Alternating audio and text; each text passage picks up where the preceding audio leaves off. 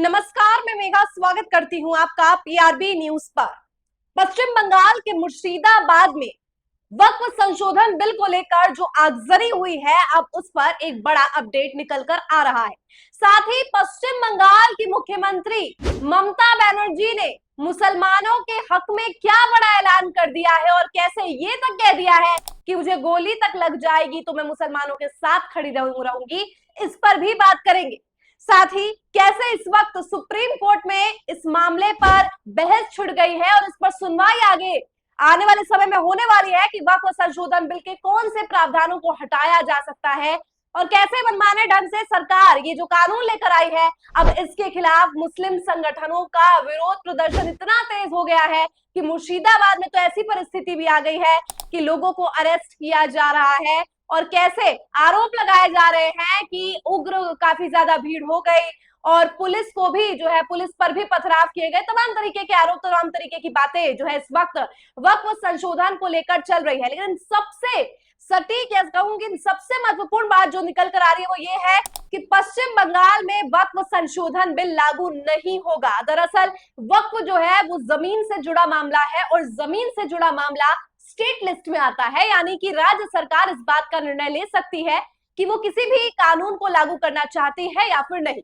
तो पश्चिम बंगाल की मुख्यमंत्री ममता बनर्जी ने लगातार रैलियों से भी इस बात का कि आगाज तो की ही थी कि वो मुसलमानों के हकदार में रहेंगी, मुसलमानों की हितैषी है, मुसलमानों के अधिकारों को संरक्षित करने का काम करेंगे। लेकिन अब उन्होंने एक बड़ा ऐलान, बड़ी बात, बड़ा दावा और बड़ी जो है बातें कह दी है कि उनको अगर कोई गोली भी मार देता है फिर भी जो है वो वक्फ संशोधन बिल को, वक्फ संशोधन कानून जो इस वक्त बन गया है, क्योंकि दोनों ही सदनों में इसे मंजूरी मिलने के बाद राष्ट्रपति मुर्मू के द्वारा इसे हस्ताक्षर भी कर दिया गया है और अब यह बिल जो है कानून के रूप में तो बन गया है और काफी जो ऐसे प्रभाव में भी लाने की पूरी तैयारी की जा रही है। तो सवाल यह है दोस्तों कि जिस तरीके की इस वक्त परिस्थिति बनी हुई है देश में, एक तरफ ऐसा है कि केंद्र सरकार से लेकर केंद्र सरकार के सहयोगी दल जो है वो वक्फ संशोधन का स्वागत कर रहे हैं, समर्थन कर रहे हैं।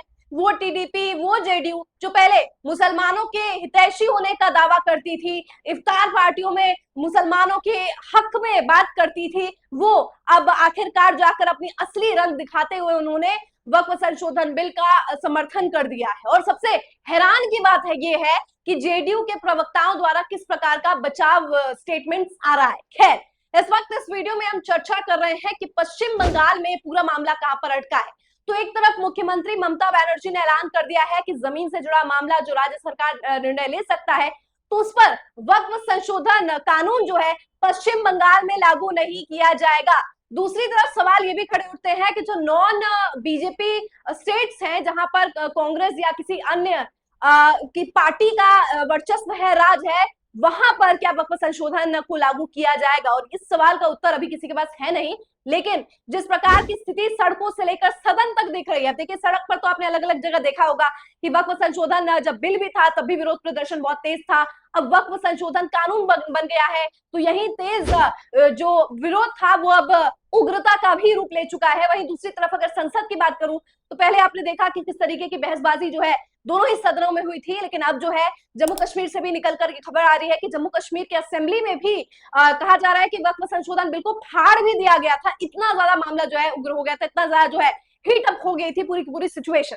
यानी संसद से लेकर सड़कों तक जो है वक्फ संशोधन कानून के खिलाफ लोगों के प्रति जो है असहनशीलता है, असंतोषजनक है लोग, क्योंकि इसमें कहा जा रहा है कि धारा 24, धारा 25 बहुत ऐसे फंडामेंटल राइट्स है, मौलिक अधिकार है, जिसका हनन करने का प्रयास सरकार द्वारा किया जा रहा है। और नॉन मुस्लिम्स को इंक्लूड करना इस बात के डिसीजन लेने में कि वक्फ संशोधन या मैं कहूं कि वक्फ की प्रॉपर्टी पर कैसे भ्रष्टाचार को रोका जाए, इसके लिए आप नॉन मुस्लिम्स को इंक्लूड कर रहे हैं तो ये भी धार्मिक स्वतंत्रता के खिलाफ चला जाता है। तो बहुत से ऐसी धाराएं हैं जिसका उल्लंघन इस वक्त किया जा रहा है, जिस धाराओं को संरक्षित करने का काम खुद संविधान कर रहा है और आप संविधान से उलट होकर सरकार उन अधिकारों को जनता से छीनने का काम कर रही है, जिसके खिलाफ जो है सड़कों पर ये हो रही है विरोध प्रदर्शन। लेकिन इस वक्त सबसे ज्यादा विरोध प्रदर्शन अगर कहीं हो रहा है तो वो है पश्चिम बंगाल। पश्चिम बंगाल के मुर्शिदाबाद से खबर निकल कर आ रही है कि भीड़ जो है काफी आक्रामक हो गई। पुलिस का यह दावा है कि भीड़ जो है वो इतने उग्र हो गए कि पुलिस पर भी पथराव किए गए और पुलिस की जो गाड़ी है उन्हें जलाया गया, जिसके बाद पुलिस ने आंसू गैस के गोले छोड़े, प्रदर्शनकारी जो है उन पर साथ ही लाठीचार्ज भी किया। और अब खबर निकल कर आ रही है कि 22 लोगों को गिरफ्तार भी इस पूरे मामले में कर लिया गया है। पश्चिम बंगाल के मुर्शिदाबाद में इंटरनेट को बंद कर दिया गया है अस्थायी रूप से, और इसको लेकर जो है काफी ज्यादा सेंसिटिव माहौल बना हुआ है। धारा 136 भी लागू कर दी गई है। तो जिस प्रकार की स्थिति बनी हुई है पश्चिम बंगाल के मुर्शिदाबाद में, बहुत से सवाल अपने आप में उमड़ते हैं कि क्या इस देश में विरोध प्रदर्शन करना स्वीकार्य नहीं है? क्या हमारे ऊपर जिस भी प्रकार के कानून बनाए जा रहे हैं, बिल को कानून का रूप देके हम पे थोपा जा रहा है, तो हम उन कानून का विरोध भी नहीं कर सकते? अगर पीसफुल प्रोटेस्ट का अधिकार खुद संविधान दे रहा है, तो आखिर उसका उल्लंघन सरकार या सरकार के नुमाइंदे जो पुलिस अधिकारी है वो कैसे कर सकते हैं? तो तमाम तरीके के सवाल इस वक्त है कि विरोध प्रदर्शन को आप उग्र का नाम देकर उन पर लाठीचार्ज, आंसू गैस के गोले छोड़ देते हैं।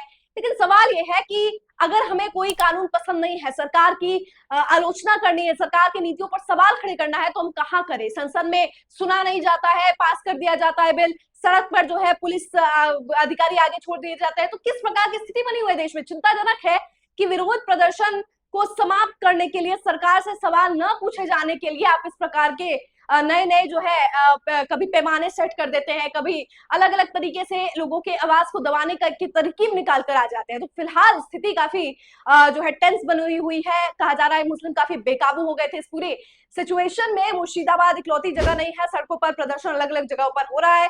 लेकिन पश्चिम बंगाल में काफी ज्यादा टेंस माहौल इसलिए है क्योंकि टीएमसी की सरकार है और ममता बनर्जी ने हमेशा वादा करके रखा है मुसलमानों को कि उनके अधिकारों के लिए, उनके हक के लिए हमेशा पश्चिम बंगाल में मुख्यमंत्री ममता बनर्जी खड़ी रहेंगी। और अब जो स्थिति बनी हुई है तो मुसलमान भी काफी नाराज है। लेकिन इस वक्त ममता बनर्जी का बड़ा ऐलान कि पश्चिम बंगाल में लागू नहीं किया जाएगा वक्फ संशोधन कानून, अपने आप में आश्वासन देता है मुसलमानों को कि कैसे मुसलमानों ने जो टीएमसी पर भरोसा जताया है, टीएमसी भी जो है अपना कार्य कर रही है। लेकिन बात यहाँ पर केवल पश्चिम बंगाल की नहीं है, अलग अलग जो राज्य है उसमें किस प्रकार से इसे लागू किया जाएगा। बिहार में जिस प्रकार की स्थिति बनी थी, विधानसभा चुनाव जो है साल के अंत में ही होना है, इससे पहले बड़ी पलटी जेडीयू ने मारते हुए फिर जो है भाजपा को सपोर्ट कर दिया है। मुसलमान जो पारंपरिक मतदाता माना जाता है जेडीयू का, वो अब छिटक गया है और ऐसा छिटका है कि फायदा जो है इसका साफ तौर पर आरजेडी को देखने को मिलेगा।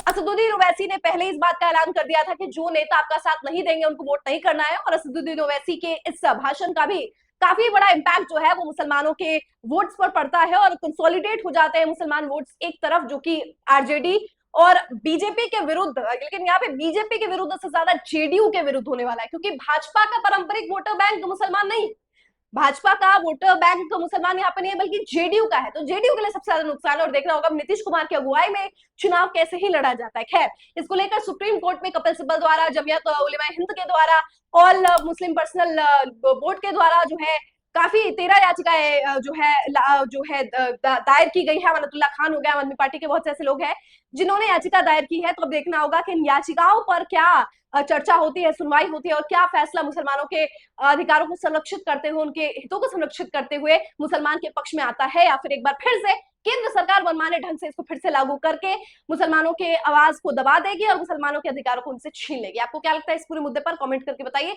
दीजिए इजाजत, देखते रहिए पीआरबी। धन्यवाद।